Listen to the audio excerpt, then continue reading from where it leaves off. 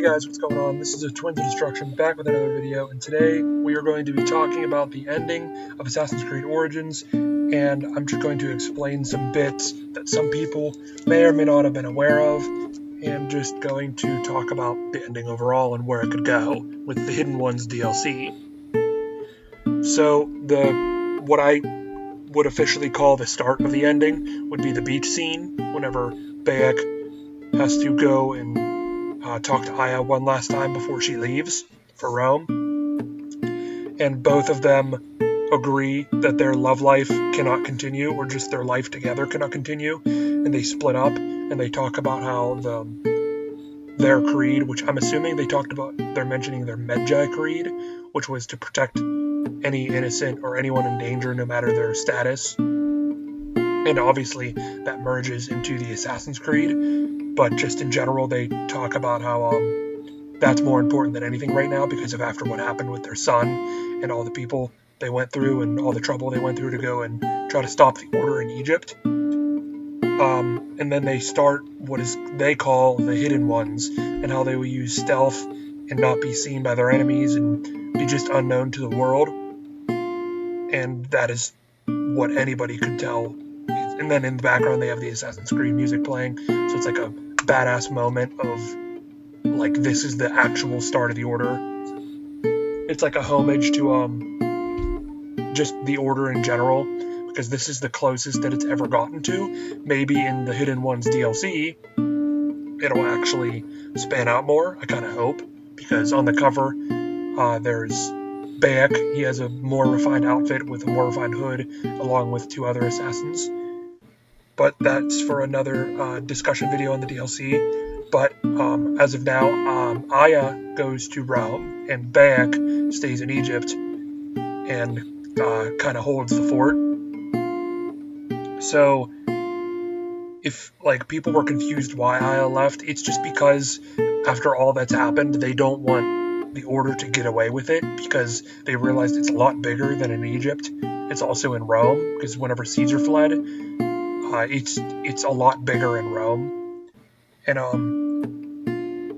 going into the game, I knew just from previous lore that Cleopatra was given power by the Order, or the Templars, as it was known then. So I was confused on how they would do that throughout the game. But it's almost like a situation in Assassin's Creed 1 where Caesar almost allowed you to quote-unquote fight the Order, but in reality he was backed by the Order, because whenever I'll put the name on screen, I can't remember it right now, but whenever you were fighting him and Caesar wouldn't let you kill him, he was backing him the entire time. So he was the one, because on the lore it said that the Order put Cleopatra in power, and that was like also Caesar, so that's exactly what they did. After Bayek and Aya helped take out Ptolemy's forces, Cleopatra was put in power, which went to the beach scene and forced Aya to go to Rome.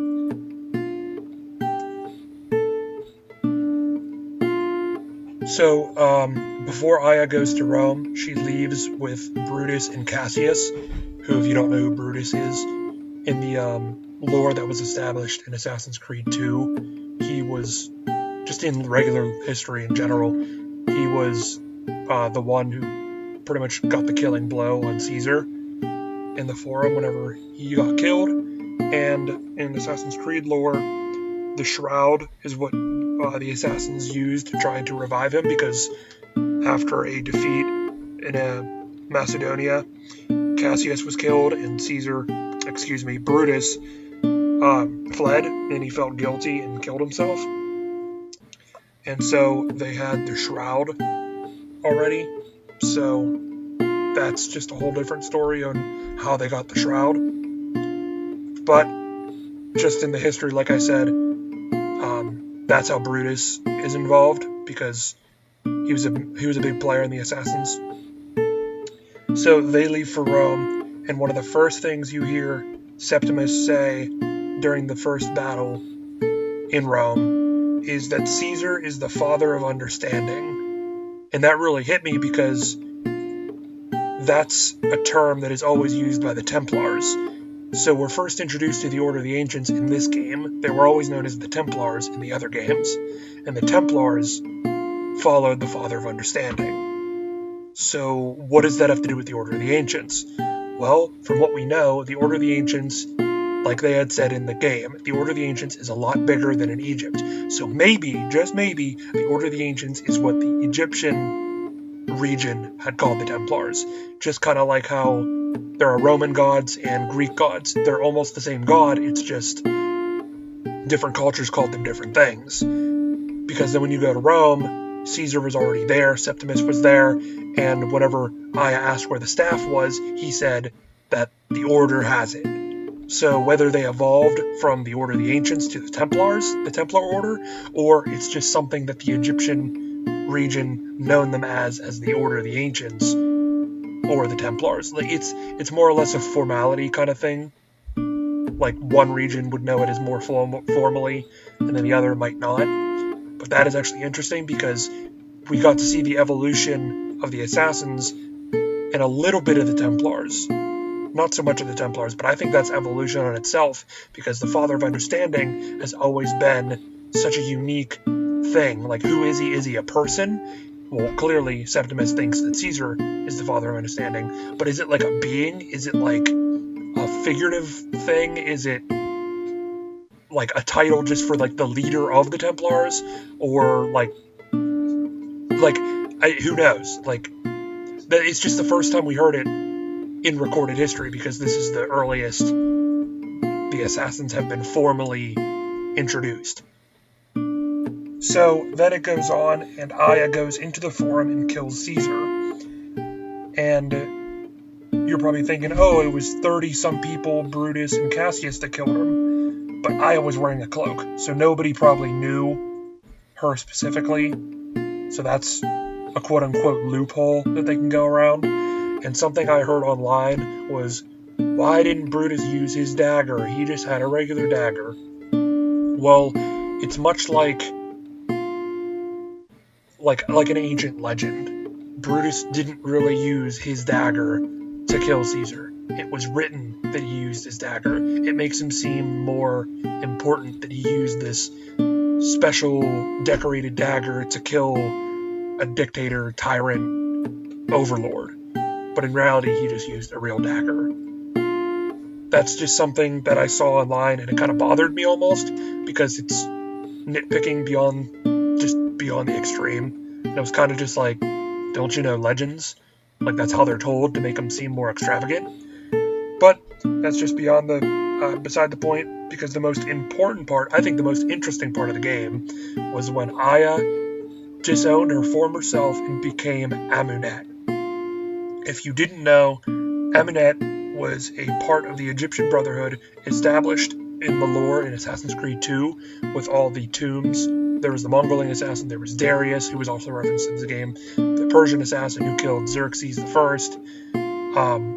There was Amunet, there was there was a Wei Yu, who was a Chinese assassin. There were all these assassins, and they had tombs that, when you took the seal, they led to the armor of Altair inside of Montergione.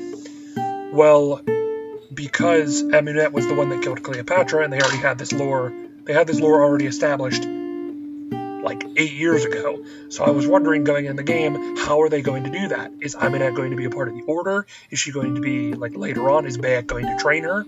Well, it turns out that Aya is Amunet. And I think that is a very, very cool way of introducing Amunet and not throwing out the previous lore. Because even at the end of the game, Aya goes up to Cleopatra and threatens her. And she says, I will kill you. Obviously not with a blade like she promised, more of an asp, which is a snake. But that's beside the point. But she actually gave the promise that I will kill you, or Cleopatra. I mean, she'll do it like more than a decade later, but still.